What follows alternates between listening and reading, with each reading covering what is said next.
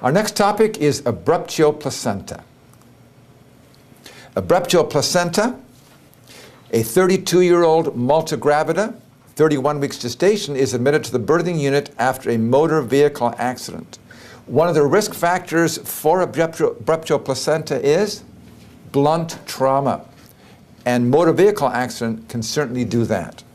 She complains of sudden onset of moderate bleeding for the past hour with intense, constant uterine pain.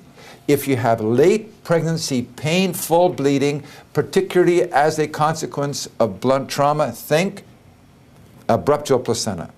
She has frequent contractions as well. Now remember, the pain of contractions is the pain comes and then it goes. It comes and it goes.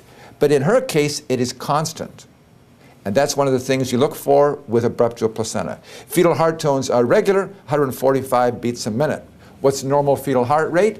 110 to 160, so this is within the normal range. On inspection, her perineum is grossly bloody. So that's our setup piece. Now this is going to be boring for just a moment, but I want to make an important point. The most common cause of late pregnancy bleeding is abruptio placenta.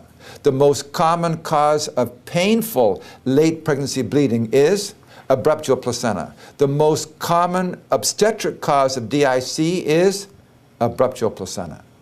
So abruptio placenta is a major concern that we need to be looking for with particularly painful late pregnancy bleeding. The character of the bleeding, we already mentioned this, painful or painless. It is painful. Abruptio placenta is painful bleeding. Anytime you have a patient on the exam who has painful late trimestral bleeding, what should drop down into your brain from your hard disk, which is hopefully stacked with lots of good stuff, is abruptio placenta. Now, abruptio placenta, you can have either overt, frank bleeding, where there is blood coming out the vagina, or you could have concealed abruption. And here's where the blood is captured behind a placental hematoma, but does not come out. And here you can see the drawing. This is a separation of the placenta. This is a blood clot, but the blood has dissected between the uterine wall and the membranes, and this is external bleeding, overt bleeding. That's going to be much simpler to diagnose. But here we have a concealed abruption. The blood has not dissected between the membranes and the uterine wall and is seen in a retroplacental hematoma. But there's no external bleeding here. Placental location is normal. And when I say normal, I mean it could be anywhere in the uterus other than the lower segment. If it is a low segment implantation, you should think placenta previa. So here we have the uterus. Here we have a placenta normally implanted, lateral walls on the fundus, but notice it is not in the lower uterine segment. Here we have an overt abruptio placenta. The placenta has come loose, and we have blood which dissects between the membranes, and we have overt bleeding.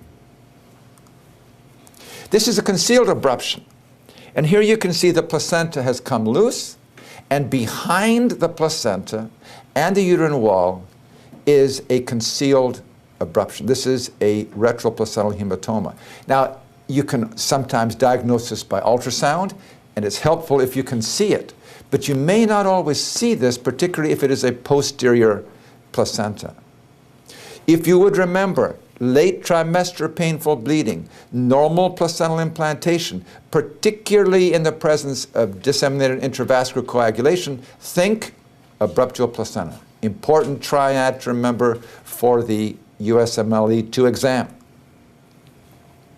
Placental abruption can be anywhere on a continuum.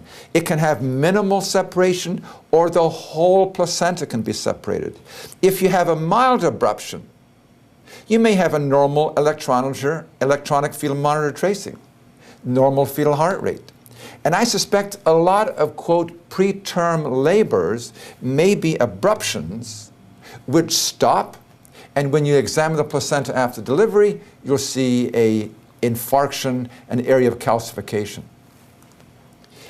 Even up to 50% separation, you may not see a fetal death, but you may see tachycardia, decreased variability, and mild late decelerations. But if you have more than 50% separation, this has significant impact on the pregnancy outcome. You may very well have fetal death which occurs. Here's a placenta. What percentage of this placenta has clot on it? We can see it's about a 50%. That's a significant abruption. Look at this placenta here, and you can see that almost 50% has been abrupted. And that's a significant impact on the fetal outcome. Now, on the USMLE2, they do want to know what are risk factors, and we've already talked about some of these. If she has a previous abruption, you better be concerned about another one. This is why when we do our risk assessment of the pregnant woman, we want to get an obstetrical history. Did she have a previous abruption? Hypertension, whether it's chronic hypertension or whether it's preeclampsia. And severe preeclampsia is associated with abruptio placenta. Maternal blunt trauma. This could be motor vehicle accident. It could be domestic violence, which is a major problem in our society. Now, here's a good board question. Cocaine. Cocaine is a very potent vasoconstrictor and is associated with abruptio placenta. Put that someplace in your hard disk. Now, what are you going to do about it if you have an abruptio placenta? Well, you can see we've got a number of options. It could be emergency cesarean, it could be a vaginal delivery, or it could be conservative in-hospital management. Anytime you have maternal or fetal jeopardy, hypotension, tachycardia, repetitive late decelerations, fetal bradycardia, you got to get this baby out. Emergency cesarean. Anytime there is maternal or fetal jeopardy. Let's take a patient who comes in. She is 39 weeks gestation. She's in labor. She is 9 centimeters dilated.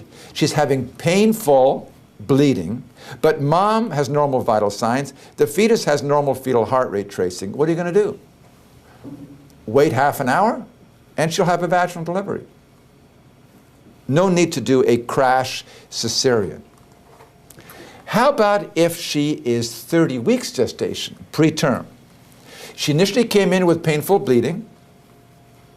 You got the ultrasound, you have your laboratory tests. She does not have a low segment implantation of the placenta. Uterine contractions are going away. The bleeding is getting less. Are you going to deliver her at 30 weeks when mom and fetus are stable? What you'll probably do is just hospitalize her, watch her. Maybe after a few days, if everything is stable, send her home.